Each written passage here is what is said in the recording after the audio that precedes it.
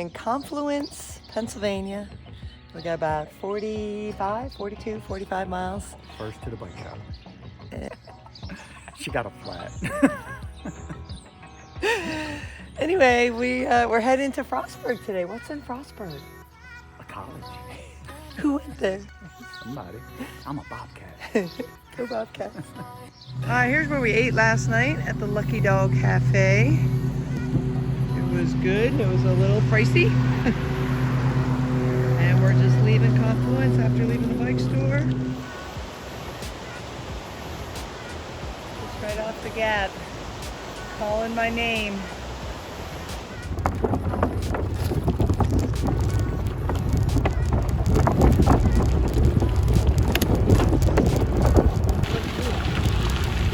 Oh, okay. When we went and did that road ride? Yeah, like from University. Yep.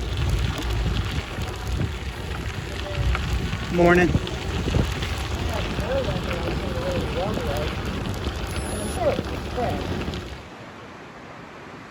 This is the Castleman River Bridge.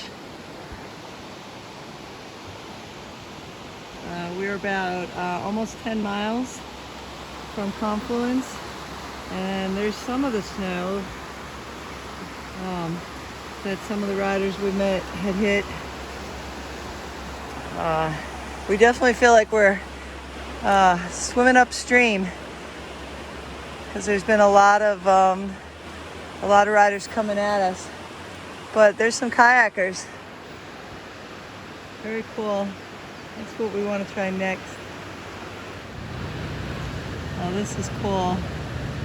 We got these kayakers coming down here.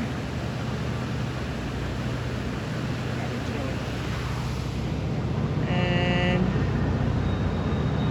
comes a train. Amazon train.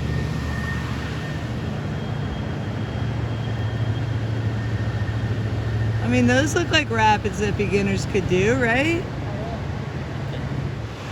I want to try that.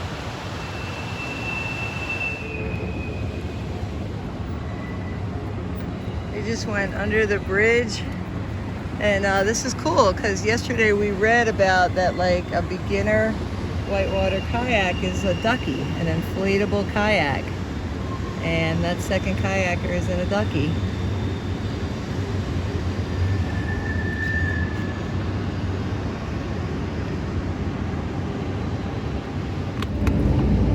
Wondering what that cut through the mountain was, and then the train showed up, so that answered the question.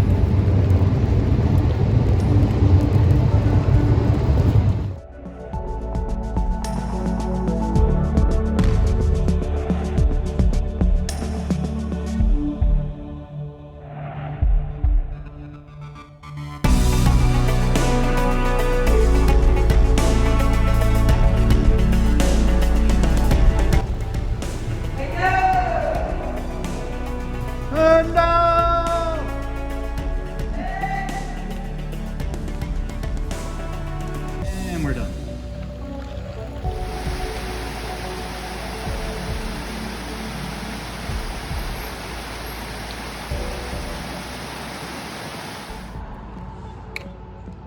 We've seen signs for this for miles, the Rockwood Opera House and Mill Shops, and it looks like it's all shut down. The building's for sale. I wonder if that's post-COVID. So now we gotta find someplace to eat. This is actually kind of false advertising because there are no merchants. I just had a nice conversation with two women walking the trail with their dogs. They're from here. There's just nothing left in town. The folks that owned the Opera House and the stuff that was in that same building retired, and nothing opened in its place. And there's really nowhere to eat or nothing to do. So interesting. So we just had some apple and peanut butter left over from yesterday's delicious lunch, and we're gonna push on to Myersdale and get some lunch there. Oh, Pletcher, not Fletcher. Well, I don't know who you are, Pletcher, but your falls are quite beautiful.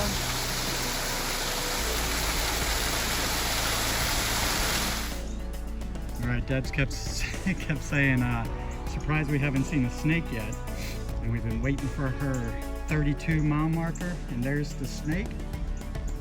And there's the 32. Couldn't be more perfect. We are entering Myersdale at mile 32 on the trail. And we're hoping that we can get some lunch.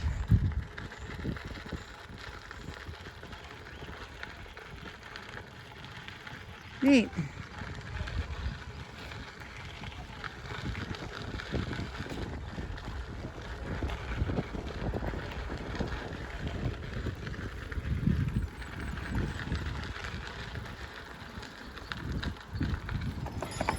So this is downtown Myersdale, and there's some kind of festival going on, so this looks a little more fun than the town we were just in.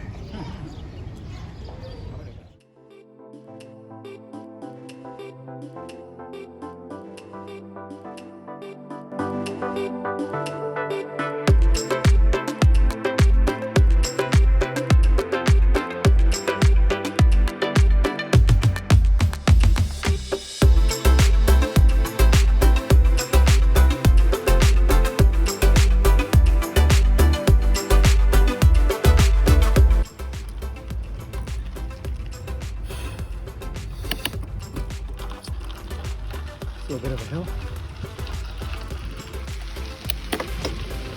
All right, the train did go under this one.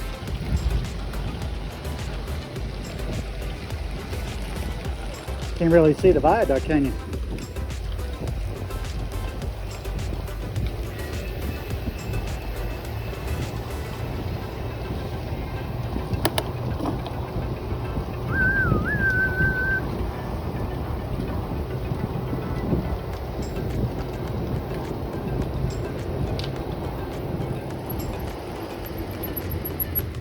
That was a tough climb, tough headwind, tough surface. That's a very draggy surface. But we are about to go through and enter the Eastern Continental Divide, where the flow of water will change directions, right?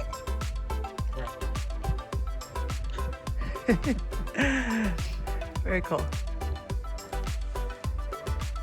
Okay, we are at the top. So we did all of that today from Confluence.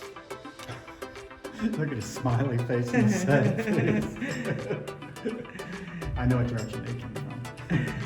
And now we're gonna go down the whole rest of our ride, and you can see that from Cumberland to DC is largely just flat.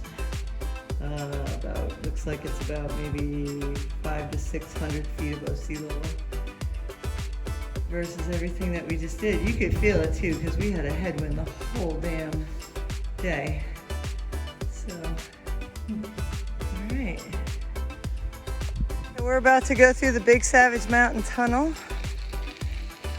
It's all the way over there, and we can already feel the chill as we approach it. I was gonna grab my headlamp, but it looks like it's actually lit. So the tunnel didn't actually open till April 1st. So we had to make sure our ride was after that, and it looks like there's actual doors that close the tunnel. And there was a big snowstorm about 5 days ago, and the people we met got shuttled around it, so I think it was closed then too. Here we go.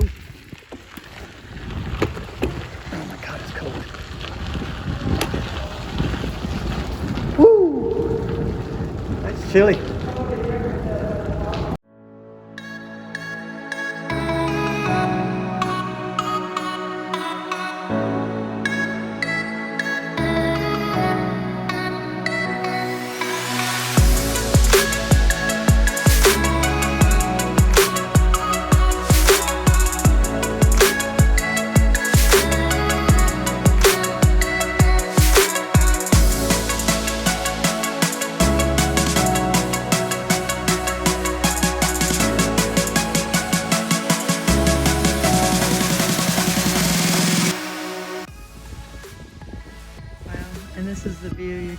too.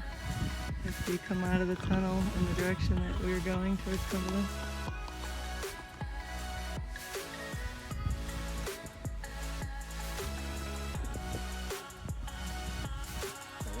All right, trivia question.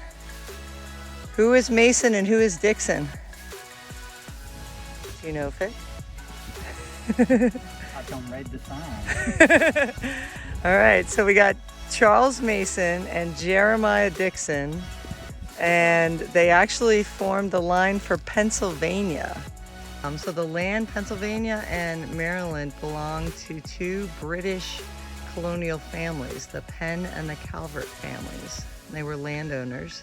And then these two Englishmen, astronomer Charles Mason, surveyor Jeremiah Dixon, ended the dispute over who the land belonged to when they created the official boundary that now is the Mason-Dixon line.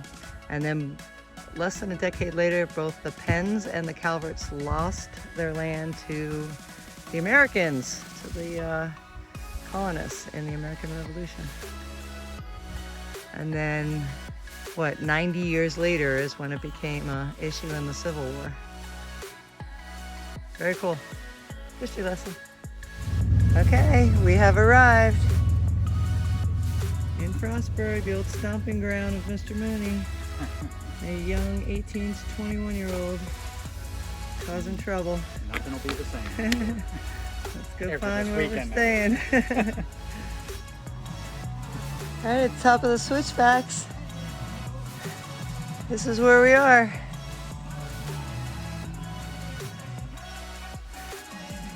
Very cool. There's the train station. That'll be fun. And then there's the trail. All right, home for the night, the Allegheny Trailhouse. You talk to me. This is really cool. Bed and breakfast. Go up these steps. This is, of course, once you ride an extra mile and a half uphill. And I mean uphill. Looks like there's 4 rooms up here. This is us, the frost room. And we have this room with a little deck. I'm pretty sure we're gonna have a beer. And we're gonna go find the bike shed. All right, here we are at currently Frostburg University, but back in the day, Frostburg State College, and introducing at outside linebacker from Elk Ridge, Maryland, and Howard High School, number 35, Daniel Mooney. Ready? Go! And there we go. I'm in Crocs. 50-yard line. What's going on at the 50-yard line? Oh my God, how does he run in Crocs? I'm gonna break an ankle. Here we go. But I'm on offense. I'm gonna score.